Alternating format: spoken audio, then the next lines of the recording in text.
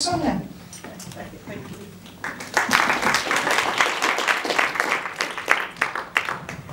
Sophia, thank you, and thank you to everyone for inviting me to speak and for still being here at the end of a very lively 2 days. So if I speak at this volume, is that cool at the back? Microphone not on. Okay, if I speak now, is that good? Okay, I'll say thank you again. Yeah, so when Jane first asked me to come and talk about my work, I thought it felt quite a long way away from the subject of the conference, and I wasn't sure I had things to say about YouTube, and then I began thinking about the book that I've just published, and we'll see. The lives of children, I want to argue, are both closely entwined with YouTube and also in various ways kind of curiously distant. So I'm going to start somewhere else. I'm going to start with the lives of a class of children, and I'm going to show you where YouTube, as it were, fits in and comes in and out of focus in their lives, sometimes seemingly distant, sometimes really important. So the class, which is just out, is I've put up the URL of the free to read, just not to sell anything, but to say it is free to read online.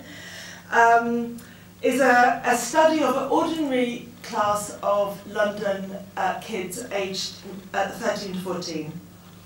And in this talk, I want to talk about what are the kind of meanings and practices and contexts of their lives in terms of media, and then think particularly where YouTube fits in. So I could start, and people often do start, with the kind of statistics that say YouTube is children and young people's #1 go-to thing to do on the internet. It's their most used site, it's where they spend the most time. If you look at the stats, you'd kind of get the impression that they're all, there's something homogenous about their experience, and of course that's the consequence of looking at very kind of simple statistics. You can see immediately that they're commercially valuable. You can see immediately that YouTube appeals across gender and age, but it tells us very little about the meaning and practices of the ways in which they might be engaging with it. So in my work, I've always started somewhere else. I just thought I'd put up some titles of the kinds of sources that I've found influential and the kind of books that capture to me, even in their very titles, the ways in which our lives are mediated without necessarily becoming media-centric. And I suppose my kind of broader question is really when and in what ways are media coming to underpin all kinds of practices and opportunities and pleasures and problems in our lives. And I think I love all these titles about mediation and mediating, because they've kind of moved us from a world of the media and the family as it goes on in its unchanged way, or school life, or work life, or political life. Rather than, as it were, the media being an addition to all these different spheres of everyday lives, I'm interested in the ways in which the media are kind of permeating through them and in various ways kind of potentially or actually changing what it means to be a child, what it is to learn at school, what the nature of family life is, and so forth.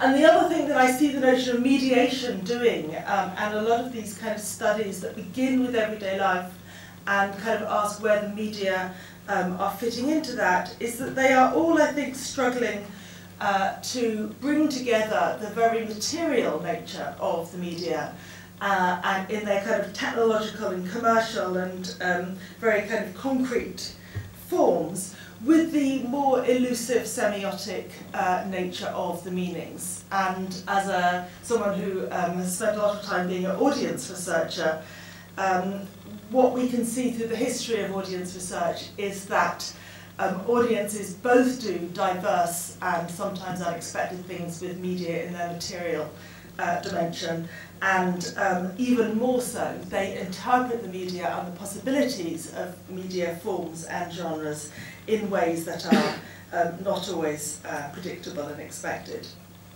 So in the class, we kind of tried to start with a class of regular kids and see what their lives were like, and then think, what are the ways in which these different material and semiotic forms are coming into their lives, and what could the potential be? And the project was funded by the MacArthur Foundation's Digital Media Learning Initiative, which is quite a kind of idealistic educational effort, largely in the United States. And I just put up some of the kinds of things that the Digital Media Learning Initiative is doing right now. This is on the website just now. It's a constantly changing array of efforts to find ways to make media do more for young people, build more constructive pathways, more creative possibilities, more reinvigorated or inspiring kinds of learning, collaboration, participation, expression, and so forth. So while the work I want to talk to you about is kind of very grounded and concrete, there is this kind of question in the air: how could it be different? How could it be better? What do we hope for a class of 13 to 14-year-olds, or indeed for any young people? And central to the my work falls within a particular part of the Digital Media Learning Initiative, which is working with the notion of connected learning. And the idea that somehow the digital media, which are all about connections and networks, could be, or maybe already are, connecting the sites of young people's lives in order to enable their opportunities for learning and participation. And that if the different kind of physical spaces can be kind of digitally mediated and better connected, then perhaps what it is that young people themselves want to do, their agency, their interests, their motivations, can be kind of enabled and brought more clearly to fruition than they often are at present. So, behind, deliberate as it were, behind my research questions is a picture of a pretty kind of ordinary school. I can't ever say anything is typical because schools, young people's lives vary. That's in a way my kind of key point, but this is a not unusual or distinctive secondary school in a London suburb, rather kind of ethnically mixed, socio-economically mixed, and the project, which was centred around one class there, asked how children's digital media activities are embedded in their daily practices and regimes of learning and leisure. Whether, and it's possible that the answer is no, whether the digital in some ways does enable new kinds of opportunities in their lives. And then the normative question, whether it does or doesn't, how could it be, what could be better enhanced by the activities of the peers, the school, the family, and the community, and so forth, which sit around. So I'm just going to give you a little bit of how we did the research, and my co-author, whose name was on the front cover of the book, Julian Sefton-Green, is a media educator, and we did a kind of pairing in the project where I've spent more time working with children and families at home, thinking about the way in which the home is becoming mediated. He spent more time working in schools, thinking about how schools are becoming kind of more digitally mediated, and of course children's lives bring the two. There are distinctions between home and school, but their lives are a whole.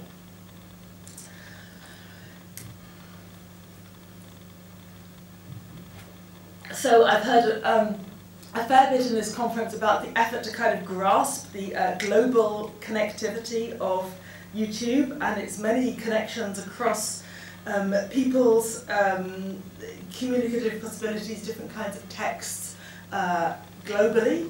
I'm going to bring you to a very, very local site, which is what we have to do when we want to study people's lives in depth. So this is a a representation of a space that you can walk across in about 45 minutes. And it's a kind of classic, you know, here we are in the land of social class. It's a classic locale in that it has a railway line which divides the relatively privileged from the relatively less privileged. And the school is a little house shape and the kids live around. And I show you this to say that children are already connected. I mean, it's an odd sense in a way to ask questions about how digital media can connect children because their lives are already connected. And yet what we know of the trends of children's lives over the last few decades is increasingly adults are worried about allowing them to explore those connections among themselves because streets have become very dangerous and everyone's become very risk averse.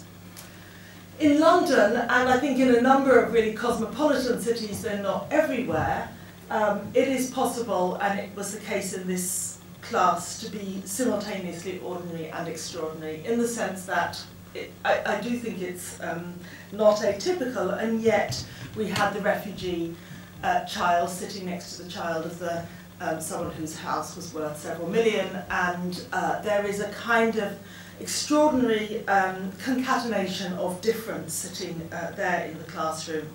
And I want to kind of start with say something about how it is that mediation enables and builds connections and commonalities among people that allows that kind of difference to become less problematic. The research was ethnographic, as I've said, and we spent about 15 months, the two of us, with this class of 28 kids, so it was intensive and it was a significant part of my life as well as their lives. And we kind of phased the work to follow the kids, beginning by getting to know them after a planning phase in the school, sitting in classrooms, just listening out when a media mentioned, which media are mentioned, how might they come in, when they're not relevant, in the school, in the classroom, in the playground, in the lunch, and so on, walking home to and from school, was an important part of children's lives. The second phase, once we got to know them, we felt we could ask permission and we went into the homes, talked to the children there, met their families, met their siblings, met their pets. Kids are very keen always to introduce you to their cats and tortoises and so forth. Having kind of built up a relationship with them at that point, also went online with them and looked at the things that they did online.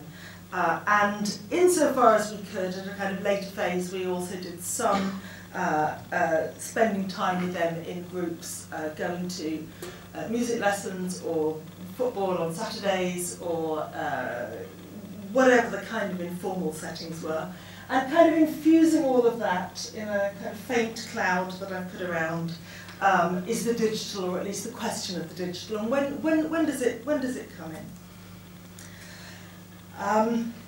So when Jane said come and talk about YouTube in the class, I went back to all the coded interviews and field notes that we'd done and typed YouTube into, actually we'd already coded YouTube in NVivo, and found 88 mentions of YouTube from a year's field work, so I thought, okay, there's something going on there.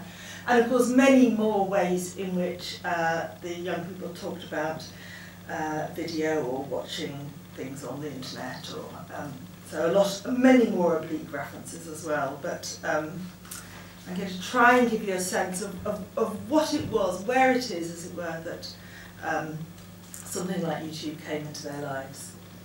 So I'll begin in the class because that's where we began, and it's the first place where we encountered YouTube and media in their lives, and I've put a lot of images up. I just want to explain.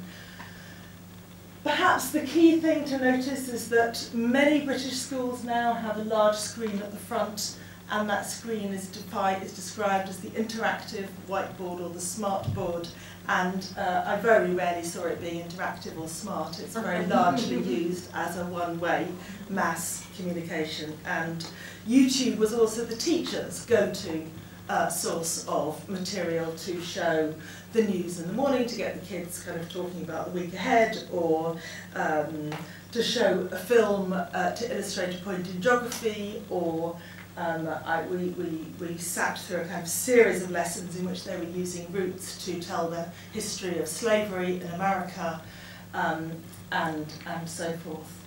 Chariots of Fire figured at one point in order to get everyone to learn the theme music in music technology.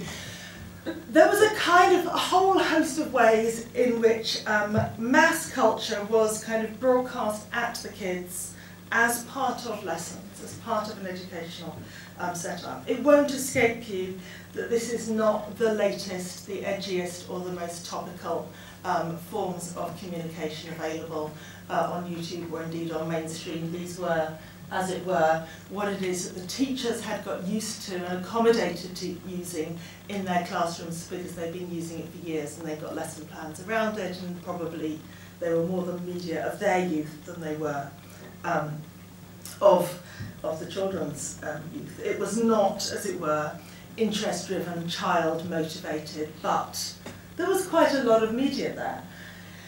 And I've kind of put that on the right, and we did a lot of thinking about that in relation to what we saw everywhere around the school, which is typified by the image on the left, which was to realise that the contemporary secondary school is a place of individual competition and achievement. And there was a whole kind of host of explicit and implicit exhortations to children to raise their level and achieve. And indeed the English curriculum at that point was precisely coded in terms of very precise levels. So as we discovered somewhat to our dismay, we could say to a child in the class, "How's your maths?" And they'd say, "Well, I'm at a level 5C and I hope to become 6A by the end of term." And we'd say, you know, and we were expecting, "How's your maths?" "Well, I'm learning trigonometry," or "I struggle with long division." But no, there was a kind of talk in a coded language of standardized achievement. And at the same time, and this is my kind of point about the mass media, at the same time the media were being used to create a kind of common and shared discourse that brought everyone together, despite, as I showed you, the very considerable cultural diversity that had led the children into that one classroom. And I might illustrate that kind of effort to use the media for to create a kind of commonality. We thought of it as a civility, really, a way of getting on with the fact that the person next to you comes from a very different background. We thought of this very kind of evidently in the series of lessons that used roots to